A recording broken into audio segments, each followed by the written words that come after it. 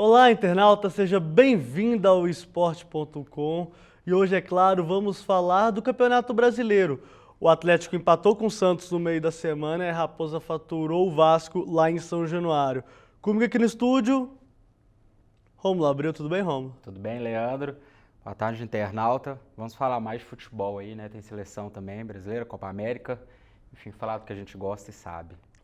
A gente acha que sabe também, né? Bom, então vamos começar falando do Atlético. O Atlético enfrentou o Santos no meio de semana e não conseguiu, mais uma vez, provar sua força, né, Rômulo? O time jogou mal e não venceu a equipe santista, que tinha 4, 5 desfalques em plena independência. Você acha que, de alguma forma, essa derrota para o Cruzeiro abalou um pouco as estruturas lá na Cidade do Galo? Eu acredito que sim. Acredito que esse momento instável que o Atlético está vivendo em grande parte realmente por conta do clássico, que foi uma derrota inesperada mesmo, por todo o contexto, né? Jogando em casa, o momento do time de fato era melhor inegavelmente do que o do Cruzeiro, vinha ainda se curando das feridas que ele recebeu com a eliminação na Libertadores. O Cruzeiro surpreendeu, teve o fato novo do Luxemburgo e o Atlético realmente ficou abalado com essa derrota, né? E está se refletindo na sequência dele no campeonato. Acredito que sim, é isso. E também algumas questões de teimosia do Levir Coupe, de repente alguns equívocos que ele está cometendo aí na escalação do time, deixando a defesa desguarnecida, e também falhas individuais que já vinham acontecendo no Atlético, né? Você acha que talvez a insistência do Levir com o Dátolo não seja só uma implicância da torcida? Acho que no contexto tático também o Dátolo tem deixado a desejar? Tem deixado. O torcedor, ele é apaixonado, ele acompanha o time, acompanha o dia a dia do time, ele sabe também, né? E é fato que o Dátolo não está rendendo absolutamente nada no Atlético, nem cooperando, que é a função que ele exerce, de cooperar com a marcação. Não é extremamente eficiente, no ataque também não, apesar de ter feito um dos gols, né, do empate. Mas ele não tem sido aquilo que se espera dele. Na verdade, ele nunca foi no Atlético tudo que se esperava dele. Ele teve um momento bom no Atlético só, mas está devendo muito pela representatividade que ele tem dentro do time, e acho sim que é teimosia. Eu não acho que é implicância da torcida, concordo com o torcedor que nesse momento o que se tem a fazer mesmo era de repente tirar o Dátolo, colocar o Leandro Donizete, que faz muita falta nesse time do Atlético, no clássico principalmente fez muita falta, né? Porque ele era um jogador que impõe respeito, que intimida o adversário, e acho que é bem por aí mesmo que está o principal erro que o Levi está cometendo. E já de cara eu vou pedir pro Fausto e pro Sidney colocarem a tabela do Campeonato Brasileiro na sua tela.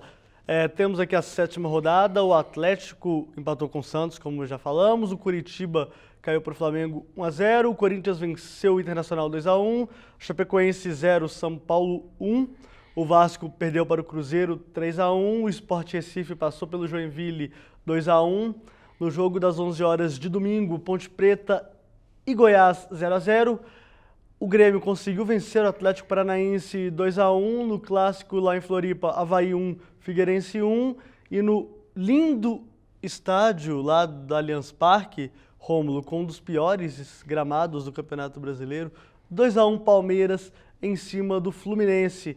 E aí você já vê a tabela de classificação, temos um novo líder, o São Paulo com 16 pontos, o Atlético Paranaense tem 15, Sport também com 15, o Corinthians tem 13.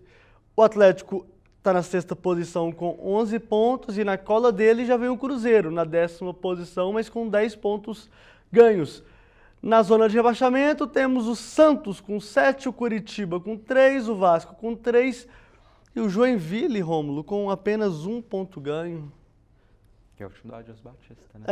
O Adilson voltou pro pessoal lá de Santa Catarina, né? Já tinha feito até um bom trabalho com o Figueirense e agora volta para Santa Catarina para tentar levantar esse time do Joinville, que foi para a primeira divisão e não sabe nem por que ainda, né? Porque é o atual campeão catarinense, esperava-se um pouquinho mais desse time lá de Santa Catarina e nada acontece por lá.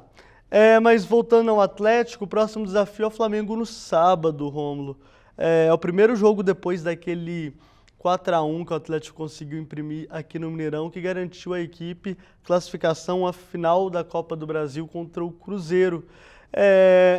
O Luxemburgo já conseguiu sua revanche contra o Atlético, né? Ele era o treinador do Flamengo à época, mas o Flamengo ainda não teve a sua chance, né? Vai jogar no Maracanã, provavelmente cheio. O jogo acontece no sábado, às 4h30 da tarde, com uma presença de público razoável, né? Oportunidade que o Flamengo provavelmente vai querer aproveitar, porque aquele resultado, aquela desclassificação fica mesmo marcado na história. Existem jogadores que estavam naquele jogo, que fazem parte do elenco ainda, né? E o Flamengo vem num momento de crescimento também no campeonato, ainda instável, ainda oscilando, mas conseguiu pontuar as duas últimas rodadas, ou seja, vem de 2 vitórias, que tirou o Flamengo ali, afastou um pouquinho do perigo da zona de rebaixamento. E o Atlético vem num momento de instabilidade talvez maior, se você for analisar o momento recente dos dois times. O Atlético vem de uma derrota e um empate em casa, 2 resultados péssimos por ser dentro de casa, pela mística do Horto, e o Flamengo vem no contrário, né, subindo. Então vai ser um jogo bem interessante.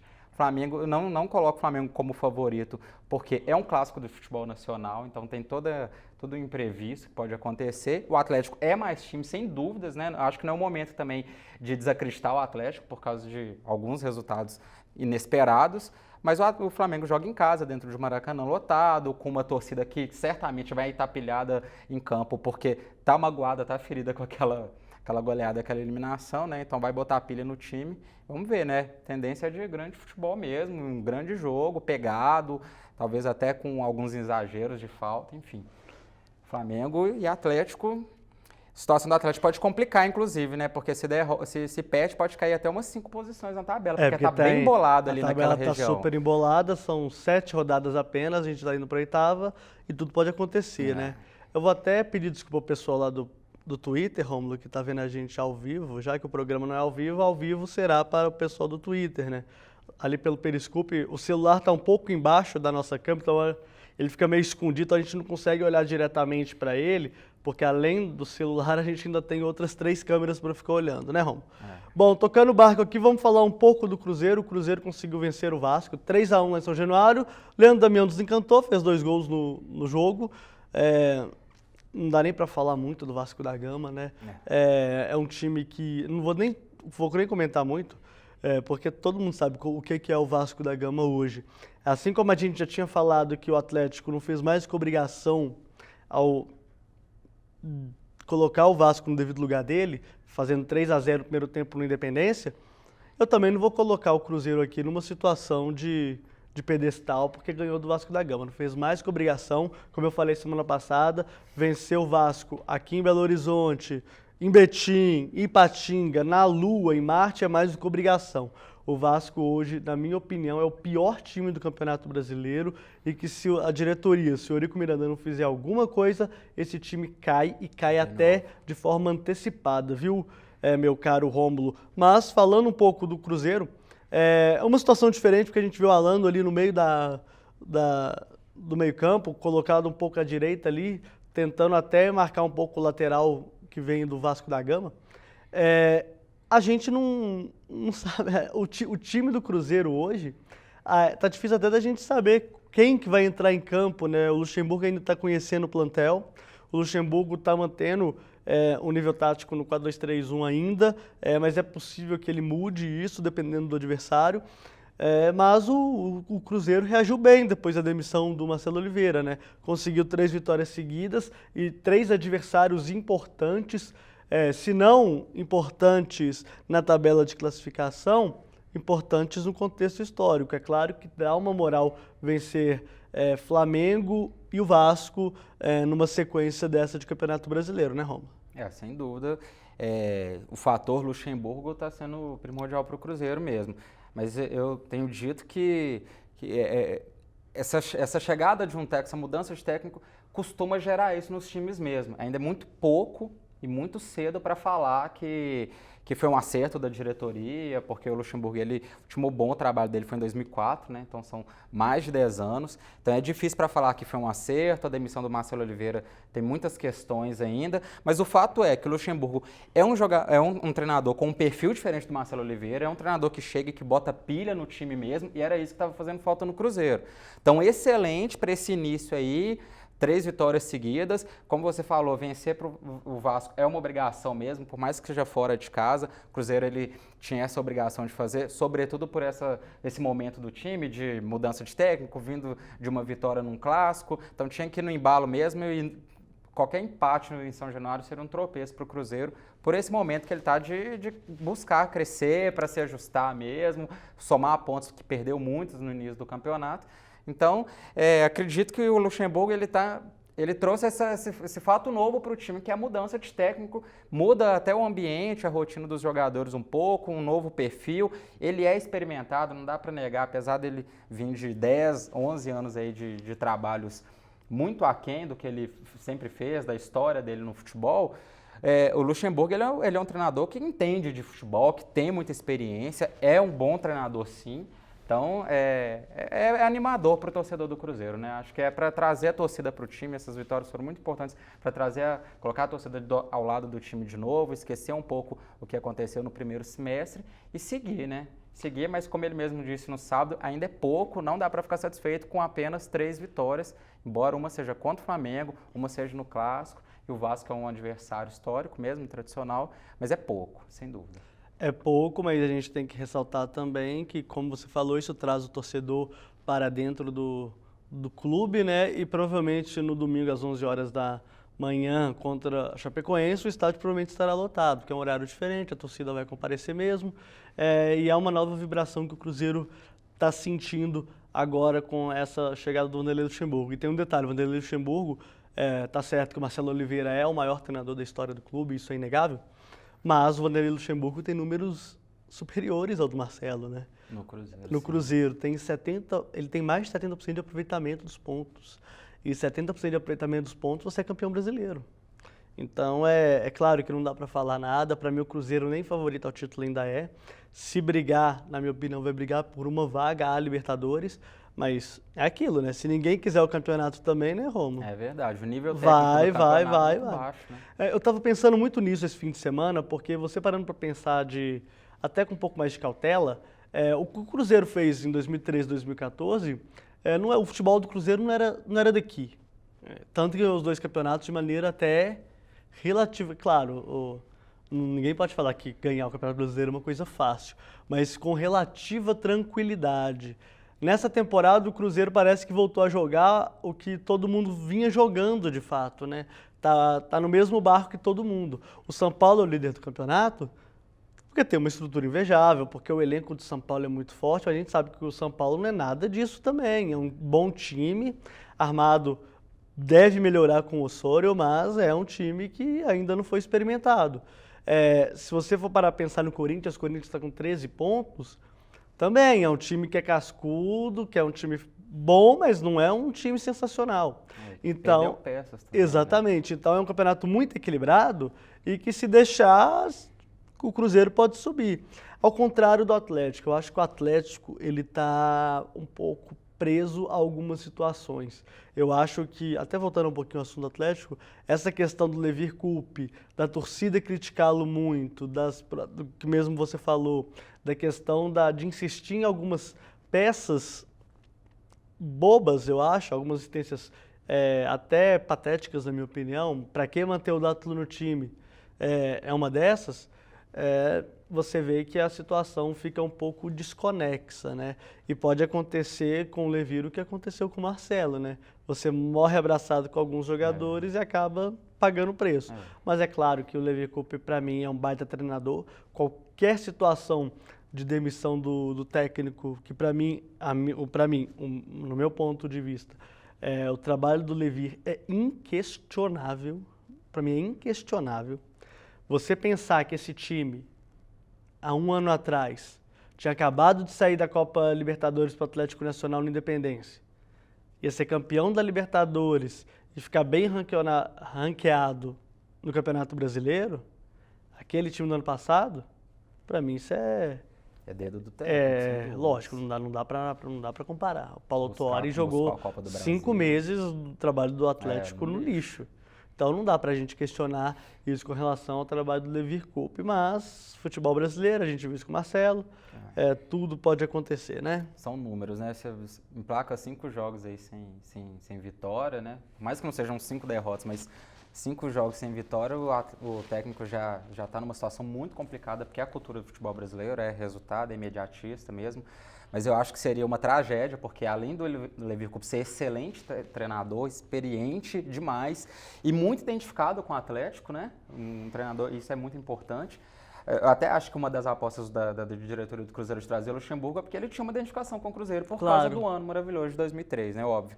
E também para colocar quem, né? De repente vai buscar um técnico no mercado sul-americano. O Marcelo acertou oficialmente hoje seria uma ótima opção, com o Palmeiras, então não tem jeito.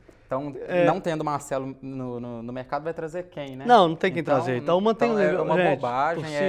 E o Levir já sinalizou que deve mexer, que está considerando essa... Porque também, né? Porque ele não é bobo, né? Não, e assim, então na minha opinião... precisa de mexer, e na minha opinião, a derrota no Clássico pro Cruzeiro foi, assim, claro, tem culpa técnica, o Cruzeiro jogou muito bem e tal, mas você jogou exposto demais. Você não pode jogar contra o Cruzeiro com um volante só. Pode ser o pior Cruzeiro dos últimos 3 anos, mas você não pode jogar com um volante só de marcação. Embora o volante seja o Rafael Carioca. Exatamente. Que tá e mesmo assim, não, mas ele destrói, mas não é um... você está falando de destrói no sentido que ele está jogando muito. Está destruindo porque está jogando muito. Está jogando muito. Mas ele não é um volante que destrói, vamos dizer assim. Ele não é um Leandro Donizete. Que mata a jogada. Então é difícil, é complicado, não é tão simples assim. Ainda mais nesse nível que a gente está jogando atualmente. Vamos falar um pouquinho de Copa América. Rômulo, o Brasil ontem, né, jogou contra a seleção do Peru, de Paulo Guerreiro. 2-1, Neymar craque, gênio da bola, o que mais? O time do Neymar, né? Dá para resumir assim, o time do Neymar. A seleção brasileira é um time comum que tem um jogador fora de série. É isso a seleção brasileira. Foi um jogo horrível, uma falha, uma confusão generalizada da defesa ali, com 2 minutos de jogo, Davi Luiz, né? O superestimado Davi Luiz.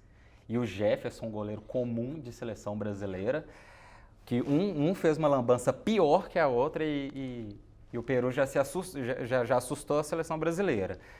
E conseguiu a vitória, que para mim não foi justa.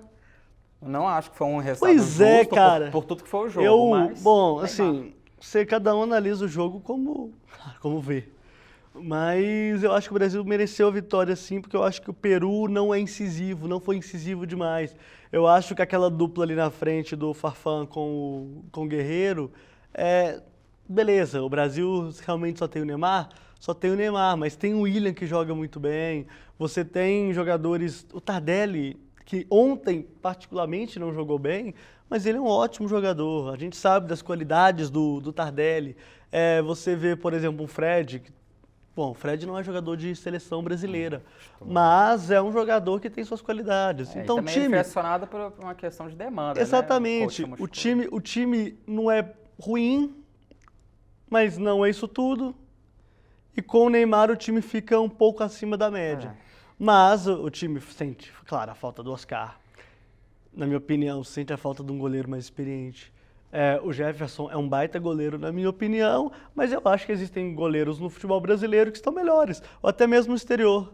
É claro que talvez o nosso melhor goleiro no exterior seja mesmo o Diego Alves, ex-Atlético, mas ele está machucado, não vai jogar pelos próximos meses, mas para mim, o Fábio e Vitor estão à frente do Jefferson, mas vamos falar que é o choro da mineirada, né? É o choro da mineirada, mas não é isso, é porque o Jefferson já esteve aqui, a gente conhece muito bem o Jefferson. O Jefferson, para quem não sabe, começou a carreira no Cruzeiro. A gente sabe como ele foi titular com 17 anos no Cruzeiro. A gente sabe do que a gente está falando. E o Fábio é mais goleiro que o Jefferson e o Vitor também é mais goleiro que o Jefferson, só que o Vitor não está no momento tão legal assim. O Fábio hoje, para mim, é o melhor goleiro do futebol brasileiro. Mas não querem chamar o cara, tá, né? Aí fica o Jefferson, né? Aí fica o Jefferson. Lembrando que a gente falando do Fábio, o Fábio bateu recorde de 634 jogos com a camisa do Cruzeiro. É um feito que vai ser difícil, né, de você tirar, né? meu caro Romulo. Até porque quem está na lista, no ranking do Cruzeiro, são todos ex-jogadores, né? Jogador em atividade, tá tudo longe, né? Então acho que realmente Não, e uma chance de ser isso para sempre é só mesmo. para goleiro mesmo, porque os jogadores ficam É. cada vez mais... Para começar, tem a questão da lesão. Jogadores de linha joga muito lesionam. menos, Tem a questão de jogador de linha sair do clube. Quando o treinador decide poupar os titulares, geralmente o mantém goleiro o joga, goleiro. o titular é mantido, então Bom, é bem difícil mesmo. O Rafael tá com o mesmo problema do Denis, né? No São Paulo, Não vai jogar. Exatamente. Passam-se os anos, Rafael Eterno, Não vai usar. reserva do Cruzeiro. Mas é isso, né, meu caro? Fechamos aqui, né? Isso aí, seleção brasileira, vamos ver o que ela vai aprontar com a Colômbia, né, que também decepcionou na estreia. Cara, esse jogo da Venezuela contra a Colômbia, todo mundo devia rever. Porque foi muito estranho. A Colômbia é só futebol mesmo, né? A Colômbia é muito mais time, é muito melhor e perdeu. Conseguiu tomar um gol pro Rondon, né, que é bom jogador, é o destaque da Venezuela, mas Acabou. Foi surpreendente, sem dúvida, um tropeço, né? E agora é um jogo interessante porque a Colômbia ela precisa ganhar. Ela precisa ir para cima do Brasil, porque ela senão se complica, né, no grupo. Se ela perder, tá de fora. Mas se perder, tá fora. Se perder, tá fora. Então vai ser um jogo interessante. Vamos ver o que o Brasil vai arrumar, se vai evoluir, se o Coutinho volta. Se o Brasil for esperto, elimina a Colômbia, né? Tirar o Rames Rodrigues já do campeonato seria ótimo pro Brasil, né? Falcão, lembrando que, a gente fala que tá fora, mas a gente esquece que a Copa América é bizarra também. São 3 grupos de 4, onde 2 terceiros avançam. Então é muito difícil também, se ela vencer bem um jogo, ela ficar fora. Só que o último jogo dela é contra a seleção do Peru, que é uma seleção que não é boba também. Então, vamos ver o que vai acontecer, né? Então é isso, né? Satisfação aí, viu? Muito obrigado, sempre bom a gente estar aqui no programa e vamos continuar acompanhando os pré-FC, cobertura da Copa América, o nosso hot site, os times mineiros, o Campeonato Brasileiro está começando a esquentar, né? Já vamos para a 8ª rodada e tendência, eu até queria dizer que eu acho que nesse momento que o futebol brasileiro está, acho que o Atlético tem tudo para ser campeão, acho que é o melhor time, tem um técnico que está há mais tempo, tem um elenco mais entrosado e eu apontaria o Atlético como favorito, isso é meio óbvio mesmo, né? Mas analisando, então, o futebol mineiro acredito que tem coisas boas aí para esse restante de temporada. Eu apontaria o Atlético como favorito ao título com o futebol que ele apresentou contra o próprio Vasco e contra o próprio Fluminense. Agora, são ajustes pontuais que o Atlético precisa fazer, né? Esses últimos Atléticos eu não gostei. E saber lidar também com esse favoritismo, né? Exatamente. Porque a gente percebeu um pouco de empolgação, talvez, né? E que fez o time cair um pouco. Ele já está 5 pontos atrás do líder, né? É verdade. É uma vantagem. E o líder é o São Paulo, que é o time mais regular da história dos pontos corridos. Então, Sim. Tem que ter calma também. Então é isso, internauta. Gostaria de agradecer a sua participação. Fique com Deus e até a próxima.